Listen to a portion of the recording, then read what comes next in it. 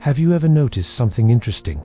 When we talk about our lives, we are constantly comparing things, even without realizing it. This phone is better.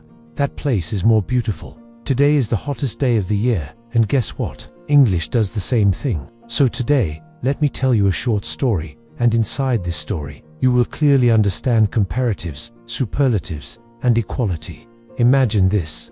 Two friends are walking together after class. One looks at the sky and says, "Wow, today is hotter than yesterday." Without even thinking, they just used a comparative. Why? Because they compared two things, today and yesterday. In English, when we compare two things, we often add to the end of a short adjective or use the word more before a longer one. For example, today is hotter than yesterday. My house is bigger than yours. This lesson is more interesting than the last one. Simple, right? Two things, and one is more than the other. That's a comparative. Now, let's continue the story. The friends arrive at school. They look around and see all the students in their class. One friend whispers to the other, "Look at her. She is the tallest student in the class." Now something has changed. We are no longer comparing just two people. We are comparing one person with everyone else in the group. This is called a superlative. When something is number one, when it stands at the top, we use words like the tallest, the biggest, the most important. For example, she is the best student in the class. This is the most difficult test we've had this year. Today is the hottest day of the week. One thing compared to many others. That's a superlative. So, what happens next in our story? After school, the two friends sit down together.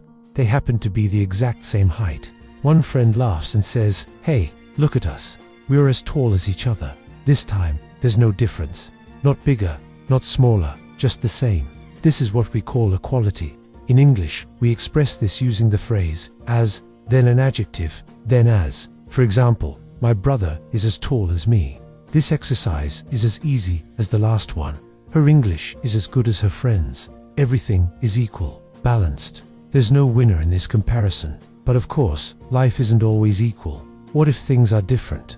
One friend looks at a bicycle parked next to a motorbike and says, "Well, a bicycle is not as fast as a motorbike." And just like that, you understand another key concept. Using not as means one thing is less than the other. For example, this book is not as interesting as that one. Today is not as cold as yesterday. And here's an important one. English is not as hard as you think. It really isn't, especially when you see how it works in real life. So let's quickly look back at our story. When we compare two things, we use comparatives like hotter than. When we compare one thing with many, we use superlatives like the tallest, and when things are the same, we use equality with as. Suddenly, these grammar rules aren't just rules anymore, are they? They are tools we use every single day to describe the world around us. Before we finish, let me ask you to try this. Can you complete these sentences? 1. My house is blank than yours. 2. She is the blank student in the class. And 3. This test is not as blank as the last one. Think for a moment. Got your answers? They could be bigger, best, and easy, and that's it. English comparisons are not just rules to memorize. They are a natural part of telling stories and talking about life. If you can tell a story, you can use comparisons. I hope this helped. Thanks for watching. And remember, English gets easier and easier when you understand the story behind it. See you in the next lesson.